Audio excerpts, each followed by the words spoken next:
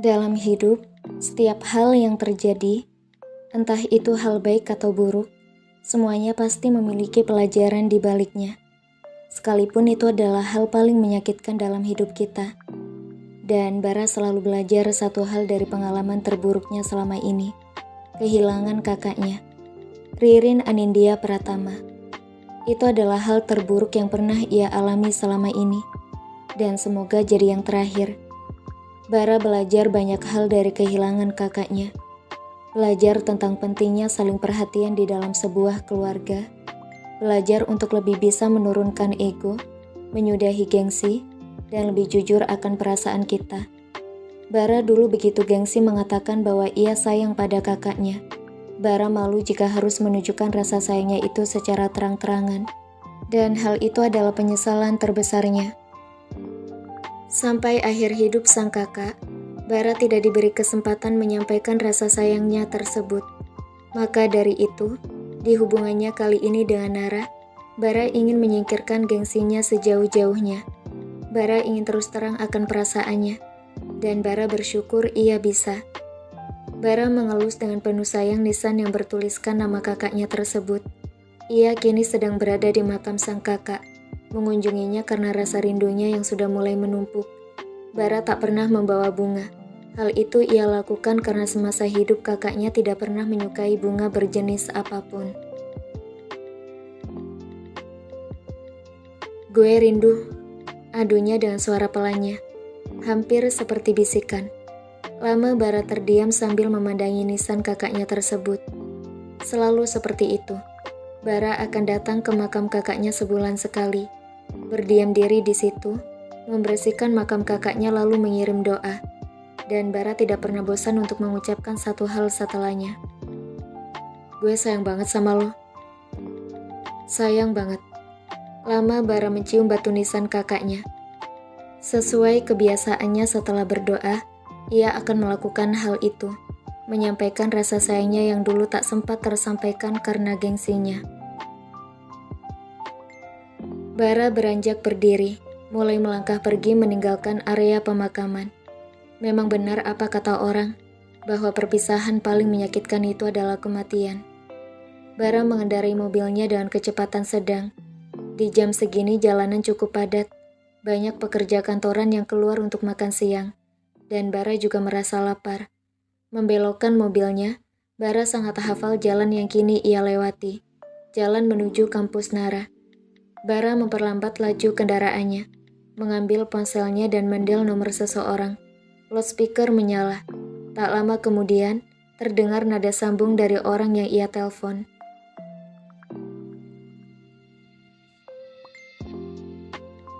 Halo, Assalamualaikum. Sapa orang di seberang sana terlebih dahulu. Waalaikumsalam. Di mana? Tanya Bara to the point. Kampus. Kenapa emang? Sibuk? Gue mau ke sana. Ucap Bara sambil merem mobilnya karena sedikit macet. Enggak sih, lo kesini aja. Assalamualaikum. Bara mematikan sambungan telepon sebelum ada jawaban salam. Ia sudah berada di dekat kampus Nara. Mobilnya memasuki area kampus. Dengan pelan, ia membawa mobilnya menuju parkiran para dosen. Sesudah terparkir, Bara langsung keluar. Dan itu menyita perhatian beberapa orang yang memang ada di sekitaran sana. Langkah lebar Bara mulai membawanya menuju gedung kampus. Ia tak perlu petunjuk arah, karena dirinya sudah cukup hafal tempat ini. Ada beberapa hal yang tidak ia sukai di tempat ini.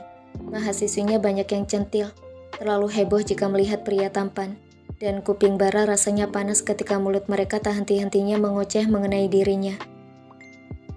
Setibanya di depan pintu dengan papan nama Ahmad Zain Ramadan, Bara langsung saja mengetuk. Mendengar kata masuk, Bara tak membuang waktu. Dibukanya pintu tersebut, dan Bara dapat melihat seorang laki-laki yang lebih tua setahun darinya, tengah duduk dengan kacamata bertengger di hidung pria tersebut. Lu Bar, cepet banget nyampe. Zain membuka kacamatanya, menaruh ke tempatnya semula. Pria dengan wajah kearap-arapan itu berjalan menuju sofa yang diduduki Bara. Sibuk? Tanya Bara sambil memandang tumpukan kertas di meja Zain. Ahmad Zain Ramadan, Pria kelahiran Indonesia memiliki darah campuran Arab Padang. Dia merupakan sahabat Bara semasa kuliah, dan sampai kini mereka masih menjalin hubungan baik. Zain merupakan salah satu dosen muda di kampus ini, dan laki-laki itu merupakan dosen yang banyak digilai mahasiswi. Dan jangan sampai Nara kecantol pesona Zain. Itulah doa Bara. Gak terlalu, cuma lagi meriksa tugas anak-anak doang. Tumben lo kesini, mau ketemu bini? Tanya Zain menggoda. Bara mendengus. Udah makan siang? Tanyanya mengubah topik. Belum sih, lo? Belum, jawab Bara singkat. Kalau gitu ayolah makan, lapar juga gue. Bara mengangguk. Dua lelaki dewasa itu berdiri dan berjalan keluar. Kantin Business Creation, ucap Bara di sela langkahnya. Zain terkekeh. Bilang aja mau lihat bini, cibir Zain. Bara tak membalas. Ia mulai pusing mendengar suara bising para mahasiswi yang mereka lewati. Bara tahu dirinya dan Zain memang punya visual yang bagus. Tapi tidak bisakah para cewek-cewek itu biasa saja? Tidak perlu selebay itu. Bara ilfil melihatnya. Kamu kenapa sih Nara? Heran Alia. Temannya ini dari tadi tak hentinya senyum-senyum sendiri. Sudah ditanyai Caca, tapi malah tambah seperti orang gila. Woi, kerasukan loh, teriak Caca. Tidak terlalu kencang tapi mampu mengalihkan perhatian Nara. Apa sih Ca, teriak-teriak? Heran Nara sambil mengusap kupingnya. Lo sih gak jelas, ngapain senyum-senyum kayak tadi? Caca mendelik sebal pada Nara. Kepo, cibir Nara. Membuatnya benar-benar ingin menumpahkan kuah baksonya ke kepala Nara. Caca membuka mulut, bersiap ingin membalas. Tapi segera urung ketika mendengar suara gaduh dari para penghuni kantin. Gila, ganteng banget. Siapa itu? Omo-omo, mereka model atau artis? Setahu gue itu Pak Zain, yang mukanya kayak orang Arab. Tapi kalau sebelahnya gak tahu, mana ganteng banget lagi. Itu yang pakai setelan kantor siapa? Pangeran dari mana? Pekikan-pekikan tertahan tersebut membuat Nara dan Alia menolehkan kepala. Sementara di depannya, Caca sudah menganga dengan tidak elitnya. Nara melotot ketika ia sudah bisa menangkap hal apa yang membuat si isi kantin heboh. Mulutnya menganga tak percaya, dan ia segera membekapnya. Dan hal yang membuatnya tidak bisa berkedip adalah ketika sepasang mata tajam itu menyorot tepat ke bola matanya. Nara linglung sebentar, lalu cubitan kecil di tangannya menyadarkannya. Caca yang sudah beralih duduk di samping Nara, berbisik dengan sangat pelan. Laki lo ngapain di sini ngap? Tanyanya dengan heran. Nara menggeleng tidak tahu. Aku juga nggak tahu.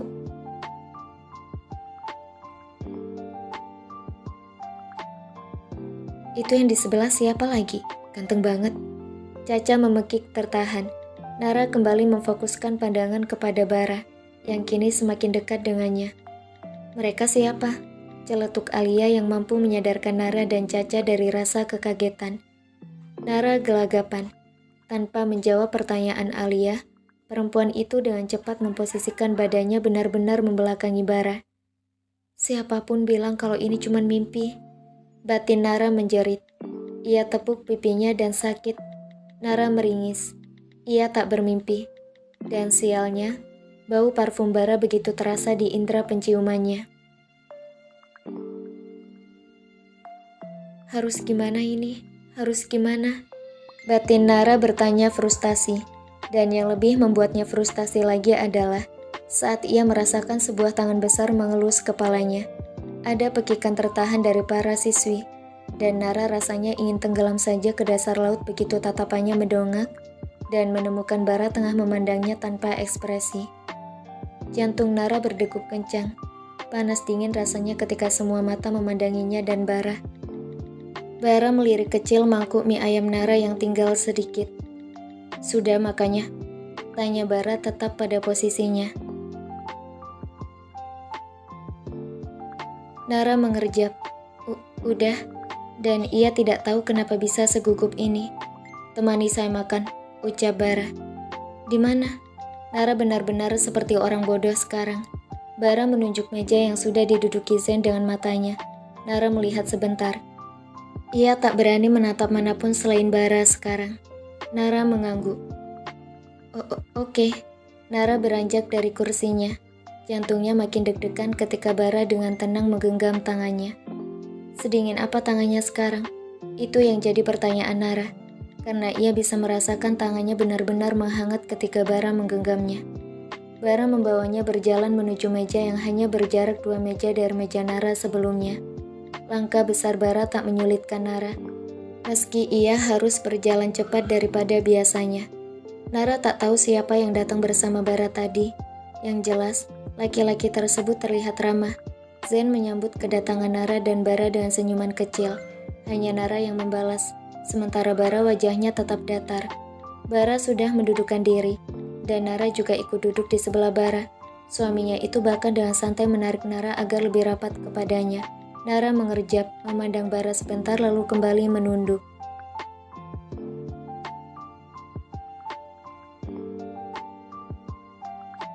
"Mau pesan apa?" tanya Zen kepada Bara. Seorang pelayan kini tengah menunggu di meja mereka. "Nasi goreng," singkat Bara. Tangan satunya masih tetap bertengger apik di pinggang Nara. "Nasi goreng sama mie ayam, Mbak," ucap Zen menyebutkan pesanannya dan juga Bara. Pelayan tersebut mengucapkan kalimat untuk menunggu sebentar. Lalu setelah kepergian pelayan tadi, meja yang ditempati mereka bertiga kembali hening. Nara menarik nafas, menghembuskannya perlahan dan memberanikan diri menatap Bara. "Kakak, kok bisa ada di sini?" tanya Nara menyuarakan kebingungannya sejak tadi. Bara menatap Nara. Tangannya di bawah sana aktif mengelus lembut pinggang Nara, membuat Nara kegelian.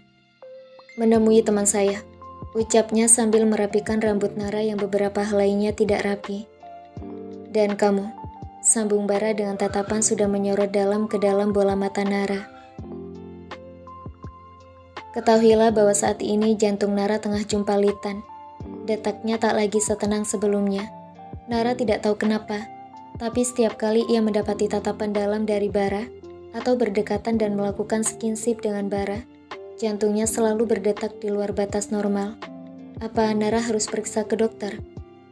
Ia takut terkena serangan jantung jika begini terus-terusan. Zen berdehem. "Pesanan sudah datang," ucapnya dengan senyum terpaksa. Lain kali, ia tidak akan mau menemani Bara menemui istrinya lagi di kampus. Sudah cukup kali ini saja pengalamannya melihat kemesraan sahabat sendiri. Ia iri, tidak bohong. "Mau?" tawar Bara dengan memegang sendok yang sudah berisi nasi goreng di dalamnya. Nara menggeleng. "Udah kenyang?" tolaknya. Bara mengangguk, mulai menyuapkan nasi gorengnya ke dalam mulutnya, karena ia memang sungguh merasa lapar. Nara hanya diam memperhatikan Bara. Nara berkali-kali sadar jika suaminya ini tampan, dan ia sudah berkali-kali juga terpesona. Dek, dek, dek.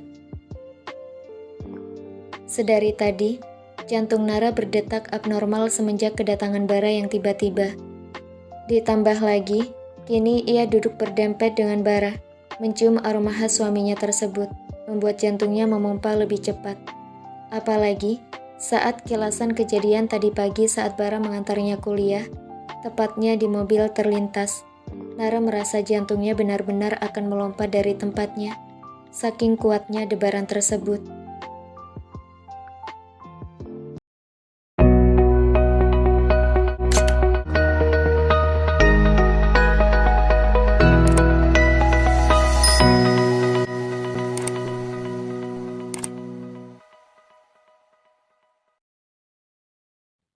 Apalagi saat kilasan kejadian tadi pagi saat Bara mengantarnya kuliah, tepatnya di mobil terlintas. Nara merasa jantungnya benar-benar akan melompat dari tempatnya, saking kuatnya debaran tersebut. Flashback on. Lagu dengan judul It's You dari Sezairi mengalun indah, mengisi keheningan yang terjadi antara Bara dan Nara. Seperti biasa, Bara akan selalu mengantarnya kuliah jika Nara masuk pagi. Bermenit-menit dalam keheningan, membuat Nara tambah memikirkan nasib ponselnya yang rusak. Tanpa sadar, Nara menghela nafasnya dengan kencang, membuat Bara sedikit menoleh ke arahnya. "Kenapa?" tanya Bara sambil kembali fokus pada jalanan yang dilaluinya. Nara menoleh ke arah Bara. Kira-kira HP aku bisa bagus lagi nggak, Kak? Tanya Nara dengan muka sedihnya. Gak tahu. Makin muramlah raut muka Nara mendengar jawaban Bara. Ia melengos, menatap ke arah jendela dengan wajah masam. Nanti beli lagi. Bara menenangkan, mengelus rambut Nara yang tergerai dengan lembut. Tapi di sana isinya penting semua. Gumam Nara sedih. Nara berkata jujur, ponselnya berisi banyak hal penting, terutama mengenai bisnisnya. Semuanya di sana. Bara menghela nafas. Keheningan terjadi kemudian. Hanya terdengar lagu Tulus yang berjudul Pamit mengisi mobil tersebut. Kamu tahu lagu Tulus judulnya Labirin? Tanya Bara tiba-tiba. Nara yang mendengar mengerutkan kening. Menoleh ke arah Bara dengan tatapan tanya. Labirin? Tanya Nara memastikan. Bara mengangguk. Gak tahu, jawab Nara. Ia sedikit tertarik dengan topik pembahasan Bara kali ini. Emangnya kenapa? Tanya Nara penasaran. Lampu merah menyala. Bara menghentikan laju mobilnya. Ia sandarkan punggungnya dan menolehkan kepalanya ke arah Nara. Buat saya, kamu adalah objek nyata dari lagu tersebut. Ucap Bara dengan tatapan dalam dan penuh arti. Flashback off. Dek, dek, dek. Apa Nara bilang? Jantungnya makin menggila karena mengingat hal tersebut. Dan kini, pipinya pun menimbulkan semburat merah yang terasa hangat. Perutnya terasa tergelitik dengan sensasi aneh. Jadi, ada yang bisa menjelaskan maksud dari kata-kata Bara? Nara tak ingin kegeeran. Namun apalah daya, dirinya yang tak bisa berhenti memikirkan. Ditambah, kini bibirnya ingin terus melengkung indah setiap kata-kata Bara terngiang di kepalanya. Sebuah tangan besar yang meraup tangannya, menyadarkan Nara dari lamunannya. Nara menoleh, mendapati Bara yang sudah menyelesaikan makannya. Udah? Tanya Nara yang diangguki Bara. Laki-laki tersebut merogoh kantung celana bahannya, berniat mengambil dompet namun langsung ditahan Zain. Gak usah Bar, biar gue, tahan Zain. Bara hanya memandang sekilas, namun tetap melanjutkan mengambil dompetnya. Gue aja, ucap Bara. Selembar uang 100.000 sudah ia letakkan di atas meja. Zain mendengus. Dibilang biar gue, heran, gerutu Zain. Gue duluan. Bara berdiri, menarik pelan tangan Nara agar ikut berdiri di sebelahnya. Zain mengangguk. Thanks makan siangnya, lain kali ajak Laskar, pesan Zain. Bara mengangguk. Ia mulai melangkah menjauhi Zain dengan Nara dalam rangkuhannya. Bara lebih suka berjalan dengan memeluk pinggang Nara ketimbang bergandengan.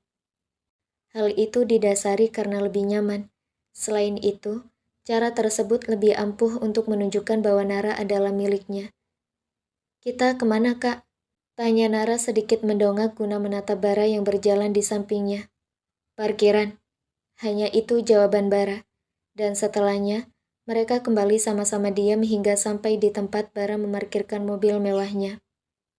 Tunggu di sini, instruksi Bara.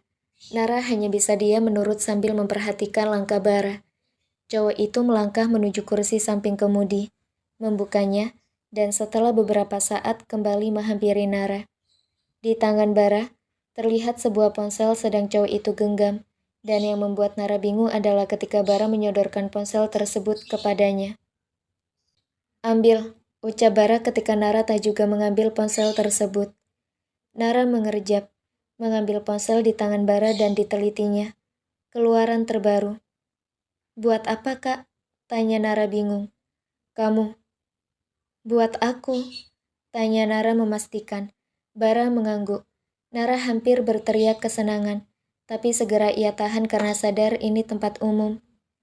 Seriusan? Tanya Nara dengan binar senang di matanya. Nara memang sempat mengincar ponsel tersebut untuk ia beli. Tapi ketika tahu harganya, Nara langsung angkat tangan.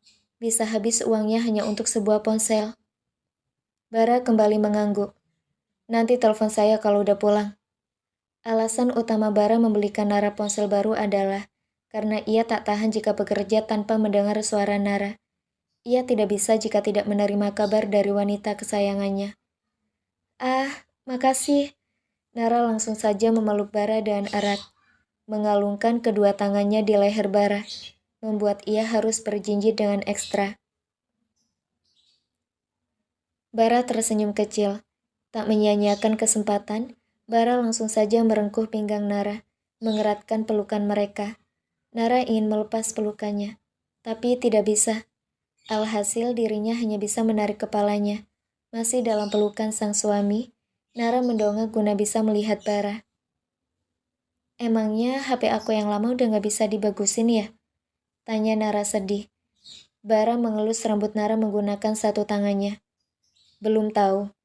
Cukup lama mereka berpandangan, dan Nara memutuskan kembali memeluk Bara. Ingatannya melayang pada kejadian tadi pagi. Nara harus tahu maksud sebenarnya dari kata-kata Bara. "Kak Bara," panggil Nara. Bara bergumam. Terlalu nyaman menghirup aroma wangi dari rambut Nara. Nara mengeratkan pelukan, menyandarkan kepalanya di dada bidang Bara. Kini tangannya sudah berganti memeluk pinggang Bara. Capek jika harus berjinjit. "Maksud kata-kata kakak yang tadi pagi apa ya?" tanya Nara malu. Pipinya memerah karena hal itu. "Yang mana?" Bara menaruh dagunya di kepala Nara, tak memperdulikan tatapan orang-orang di sekitarnya. "Itu, yang di mobil," cicit Nara. "Mobil mana?" goda Bara sengaja. Istrinya itu terlalu bertele-tele. Kenapa tidak langsung ke intinya saja? Nara menggerutu dalam hati. Ia tahu Bara pasti sengaja pura-pura tak paham. Dengan keberanian ekstra, akhirnya Nara bertanya dengan jelas. "Apa maksud kakak bilang aku objek nyata dari lagu Labirin?" Pipi Nara sudah memerah sempurna. Ia kini bahkan sudah menenggelamkan wajah di dada bidang Bara. "Menurut kamu apa?" tanya Bara balik, sengaja sekali ingin membuat Nara tambah salah tingkah. Kan aku nanya kakak," decak Nara sebal. Bara terkekeh kecil, mengeratkan pelukannya terhadap Nara hingga mereka benar-benar menempel. "Kamu pasti paham," bisik Bara di telinga Nara. Jantung Nara memompa kencang. "Boleh aku GR?" Pertanyaan tersebut meluncur begitu saja dari mulut Nara, dan ia merutukinya. "Boleh, sangat boleh, karena memang itu maksudnya." Nara makin merona. Senyumnya kini tak dapat lagi ia tahan. Cepat-cepat ia melepaskan diri dari pelukan Bara. Dan berhasil. Nara kini sudah berdiri tepat di hadapan Bara dengan kepala tertunduk malu. Aku mau ke kelas," ucap Nara cepat. Kentara sekali sedang salah tingkah. Bara mengangguk. Tangannya terulur menggapai dagu Nara. Membawa kepala yang tertunduk itu jadi mendongak menatapnya. Satu kecupan dengan durasi lama ia daratkan di kening Nara. Di sana, di antara mereka berdua, ada debaran yang saling sahut menyahut dengan ritme cepat. Ada desiran aneh yang baru pertama kali Nara rasakan. Dan ada rasa hangat yang sudah berkali-kali membuat Bara jatuh dalam kenyamanan.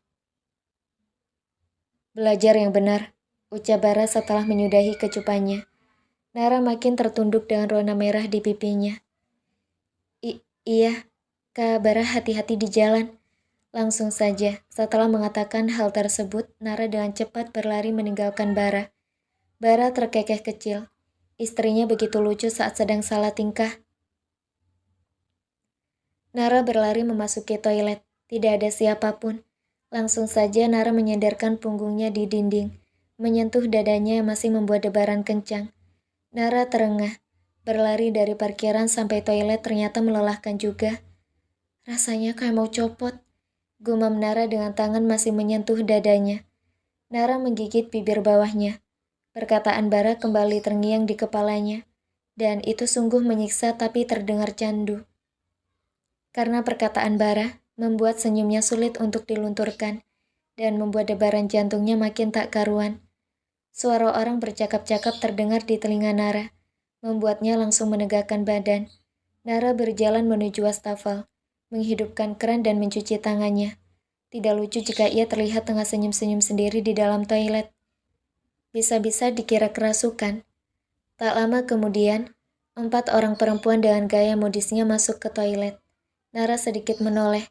Ia langsung saja mematikan keran merasa sudah cukup. 1 orang dengan gaya paling modis mengambil tempat di samping Nara. Ternyata di kampus kita ada yang jual diri cuma buat handphone. Ucap perempuan itu sedikit keras. Nara mengernyitkan dahinya. Iya, gak ada malunya sama sekali. Teman perempuan satunya ikut nimbrung. Dibayar berapa loh? Tiba-tiba saja cewek di sebelahnya bertanya tajam dengan tatapan mencemoohnya. Nara mengernyit. Saya? Tanya Nara bingung. Ya iyalah, sok cantik banget loh. Ngaku aja lah. Lo jual diri kan cuma biar bisa dapat HP mahal keluaran terbaru. Dibayar berapa loh? Tanya cewek itu dengan tajam. Nara baru ngeh sekarang. Ia terkekeh sinis. Dangkal sekali pikiran cewek di sampingnya ini. Selesai mengelap tangannya, Nara langsung saja menghadap perempuan modis di sebelahnya sepenuhnya. Menurut saya, sah-sah saja jika menerima barang pemberian suami. Ucap Nara datar, menohok 4 perempuan yang tadi memandangnya rendah. Pinter banget bualan lu, Cih. Pinter banget bualan lu, Cih. Decih perempuan satunya. Nara menggeleng prihatin. Terserah kalian mau percaya atau enggak. Saya nggak punya waktu buat ngeladenin orang yang sok tahu tentang hidup saya. Lagian, Nara berucap santai, tapi mampu membuat keempat perempuan tadi naik pitam hingga kalimatnya dipotong. Sok banget loh, lihat aja. Dengan muka lo yang pas-pasan itu, Kabara bakalan bosan sama lo. Dan setelah dia bosan, dia bakal ninggalin lo. Jadi sampah deh. Ejeknya dengan tatapan sinis. Nara mengernyit. Tahu dari mana jika itu Bara? Gue yakin dia udah gak perawan. Udah berapa cowok lu porotin? Perempuan dengan gaya seperti tante-tante menyahut. Nara tak kenal mereka. Tapi kenapa mereka sibuk sekali mengurusi hidupnya? Maaf, tapi sebaiknya jangan suka menyela saat orang berbicara. Tidak sopan. Saya juga gak dibayar, tapi saya diakatin. Ucap Nara sambil menunjukkan tangan kanannya. Tepat di jari manisnya tersemat cincin emas dengan mata berlian di tengahnya. Keempat perempuan tadi terdiam membisu. Satu di antara mereka yang tadi mengenal Bara membelalakan mata. Sebaiknya kalian cari kesibukan lain. Kalian bukan host infotainment yang digaji. Jadi gak usah repot-repot ngurusin hidup orang. Ucap Nara tajam, dengan kilatan mata jengah. Nara memandang tajam satu orang yang menghalangi jalannya. Orang yang tadi mengenal Bara. Kalau gak tahu apa-apa, lebih baik diam. Permisi. Nara berlalu, menerobos keempat perempuan tadi tanpa hambatan. Sementara di dalam toilet, perempuan dengan rambut pirang bergelombang terkekeh miris. Gak mungkin. Gak mungkin Kabara udah punya istri. Ucapnya dengan kepala menggeleng tak percaya. Kei, tegur temannya dengan tatapan kasihan. Dia pasti bohong, Dar. Gak mungkin. Papa bilang dia mau ngedekatin gue sama Kabara.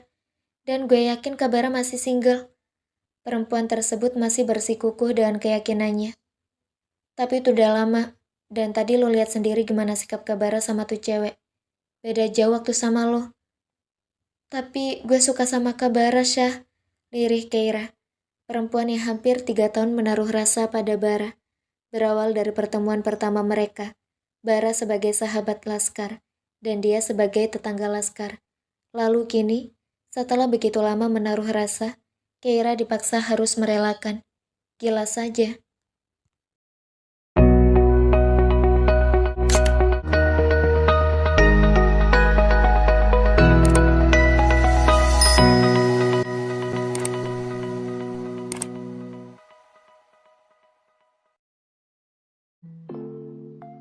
Jadi kamu sebenarnya udah nikah?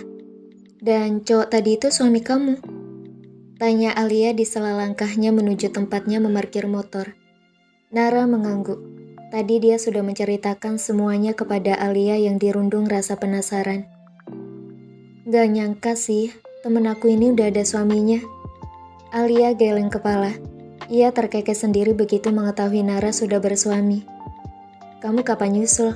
Tanya Nara iseng. Aku mah gak tahu kapan. Batang hidungnya aja belum kelihatan. Ujar Alia terkekeh. Nara ikut terkekeh. Kayaknya aku udah dijemput deh. Duluan ya. Nara berujar setelah melihat mobil hitam yang biasa menjemputnya. Alia mengangguk. Dadah. Alia melambaikan tangan yang dibalas lambaian juga oleh Nara. Kedua perempuan yang belum lama menjalin tali pertemanan itu akhirnya berpisah jalan.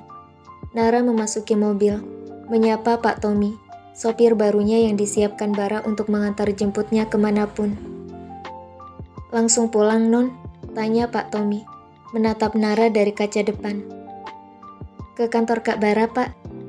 Sesuai perintah Nara, mobil tersebut melaju menuju kantor Bara. Tadi Bara sempat mengirim pesan padanya untuk langsung ke kantor laki-laki tersebut setelah jam kuliah selesai.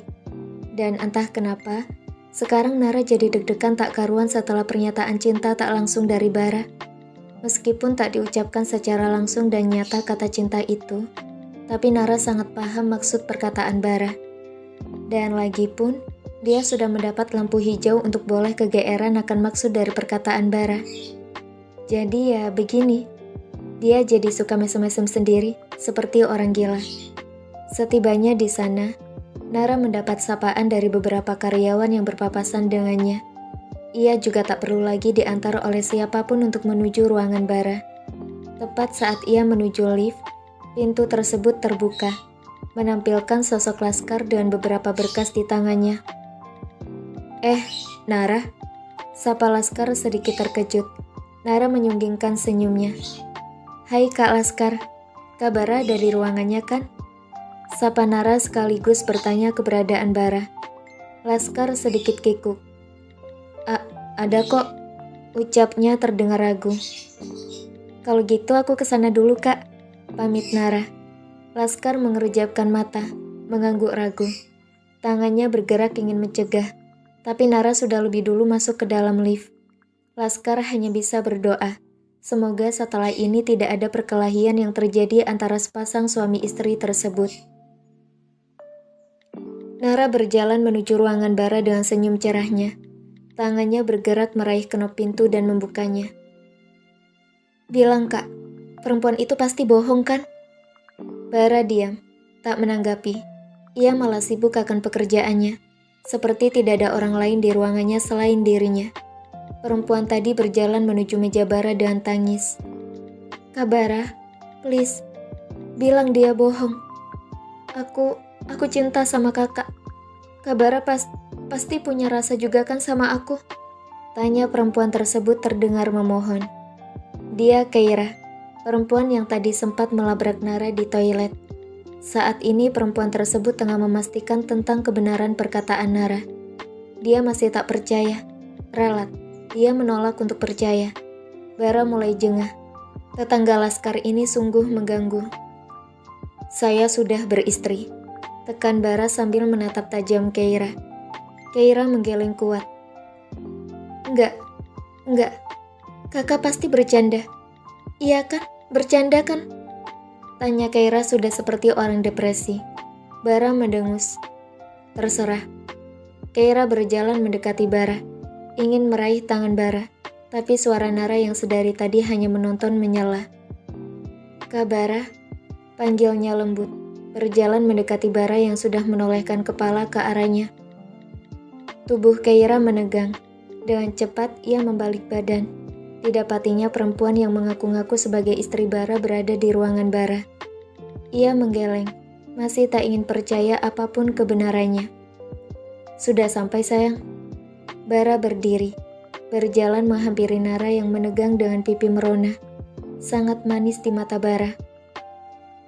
Iya, jawab Nara gugup. Untuk pertama kalinya Bara memanggilnya sayang. Bara merengkuh Nara dalam pelukan hangatnya. Kepalanya ia selipkan di antara leher Nara, sengaja ingin menegaskan kepada Keira bahwa Nara istrinya. Nara makin menegang, tangannya dengan perlahan membalas pelukan Bara. "Do you miss me?" tanya Bara dengan suara teredam. "Hah?" beo Nara gugup. Nafas Bara menggelitik lehernya dan itu terasa geli. Bara bergumam tak jelas. Sudah terlalu nyaman dengan posisinya sekarang. Hingga kini ia benar-benar melupakan bahwa ada orang lain selain mereka berdua di dalam ruangannya. Keira membekap mulutnya. Ia menangis terseduh. Kini kenyataan pahit benar-benar menghantamnya. Cinta pertamanya, laki-laki yang ia perjuangkan sekuat tenaga malah menikahi perempuan lain. Hatinya seperti diremukkan dengan ganasnya. Ia berlari, tak sanggup melihat laki-laki yang dicintainya bersama perempuan lain. Nara memperhatikan apa yang dilakukan Keira. Ada setitik rasa iba, tapi tak ada yang ia lakukan. Memang sudah sepantasnya perempuan itu tahu, agar nanti dia sadar diri dan tidak melangkah lebih jauh untuk mendapatkan Bara, suaminya. "Kak," panggil Nara sambil mencoba mendorong bahu Bara. Tak ada pergerakan. "Gini aja, saya nyaman," gumam Bara mengeratkan pelukannya. "Duduk dulu, masa berdiri terus?" heran Nara. Bara menjauhkan kepalanya dari leher Nara, menatap istri mungilnya yang hanya sebatas dadanya. Dengan sekali gerakan, Nara sudah berada dalam gendongan koalanya. Nara terpekik kaget. Bara terlalu tiba-tiba. Bara mengacuhkan keterkejutan Nara. Langkah besarnya membawanya bersama Nara menuju kursi kebesarannya. Bara mendudukkan diri, dengan Nara di pangkuannya. Nara tentu saja makin membulatkan mata terkejut. "Kak, nanti ada yang lihat." Cicit Nara ingin menurunkan dirinya. Bara menahan, mengecup singkat pipi tembem Nara.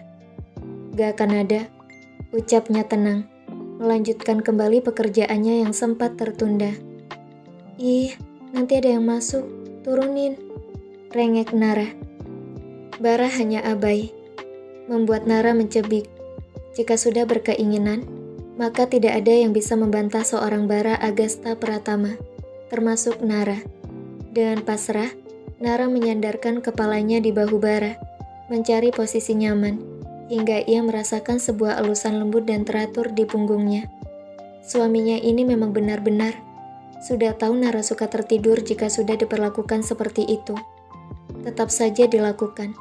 Nara sangsi jika Bara memang sengaja melakukannya. Dan beberapa menit kemudian, nafas Nara sudah terdengar teratur. Ada dengkuran halus yang Bara dengar dan itu membuatnya terkekeh. Setiap malam, ia selalu mengelus punggung Nara jika ingin tidur. Mendekapnya hangat hingga membuat Nara sepertinya ketergantungan. Padahal sebelum menikah, Nara juga akan tetap bisa tidur tanpa harus melakukan ritual apapun. Tapi sekarang, elusan di punggung dan dekapan hangat Bara sepertinya sudah menjadi ritual rutinnya. Dan Nara benar-benar susah tidur jika belum mendapatkan hal tersebut. Sudah setengah jam lewat, Bara bekerja sambil memangku Nara yang tengah tertidur. Ia tak merasa keberatan atau apapun. Malah posisi ini membuatnya nyaman. Harum tubuh Nara membuatnya rileks. Dan itu membantunya mengatasi rasa pusing akibat pekerjaan yang menumpuk. Suara ketukan pintu sedikit membuyarkan konsentrasinya. "Masuk," ucapnya dengan intonasi suara lebih pelan, takut membangunkan Nara. Laskar bersama salah satu karyawan perempuan masuk, dan bisa ditebak bagaimana ekspresi dua manusia tersebut. Rahang Laskar rasanya seperti akan jatuh bebas ke lantai. Lagi-lagi ia melihat kemesraan sahabatnya yang tak tahu tempat. Laskar mengumpat dalam hati. Jiwa jomblonya menginginkan istri. Sementara perempuan di sebelahnya mendadak lupa cara mengedipkan mata. Bosnya ini, dinginnya macam kulkas, dan datarnya macam tembok. Tak pernah sekalipun terlihat dekat dengan perempuan. Tapi sekalinya terlihat dekat malah kelewatan. Untung sudah sah. "Ada apa?" Pertanyaan Bara menyadarkan keduanya. Laskar berdehem, mengambil langkah agar lebih dekat dengan meja Bara diikuti perempuan di sebelahnya. Laskar dan perempuan tadi mulai membicarakan tujuan kedatangan mereka. Sementara itu, Nara yang samar-samar mendengar suara, menggerak-gerakkan kepalanya, mencari posisi nyamannya. Suaranya makin terdengar, dan itu membuat Nara berusaha bangun dari tidurnya. Tangan Bara tak tinggal diam. Ia kembali mengelus punggung Nara. Namun sepertinya, kesadaran perempuan tersebut sudah benar-benar terkumpul. Nara mengerjapkan mata. Gendang telinganya menangkap suara Bara dan seorang perempuan. Nara menolehkan kepala ke belakang, belum menyadari posisinya sekarang. Ia melihat Laskar dan seorang perempuan tengah menatapnya tanpa sepatah kata pun. Hanya senyum kaku yang mereka tampilkan. "Sudah bangun?" Suara Bara membuat Nara menoleh. Ia mengerjap. Kenapa wajah Bara begitu dekat dengannya? Dan tak lama kemudian ia tersadar. Ia tengah berada di kantor Bara dan sedang duduk di pangkuan Bara. Cepat-cepat ia turun, membuat Bara tak sempat menahan dan berakhir pinggang Nara membentur meja. Au! Ringisnya memegangi pinggangnya. Bara membulatkan mata. Begitu pula Laskar dan perempuan tadi. Jack, kenapa main turun gitu aja? Kena meja kan? Sini saya lihat. Bara membalikkan paksa posisi Nara jadi membelakanginya. Menyingkap sedikit kaos Nara dan mendapati pinggang Nara yang sudah memerah. Sementara Nara, dia tidak berani mendongakkan kepala. Terlalu malu menunjukkan wajahnya pada kedua manusia di hadapannya. Ceroboh, desis Bara. Nara makin menundukkan kepalanya. Kalian berdua keluar, nanti kita bahas lagi. Ucap Bara kepada Laskar dan perempuan tadi. Keduanya mengangguk, mengucapkan terima kasih dan permisi. Sakit? Tanya Bara sambil membalikkan posisi Nara jadi menghadap dirinya. Sedikit, ucap Nara jujur. Bara berdecak. Kenapa tiba-tiba turun kayak tadi?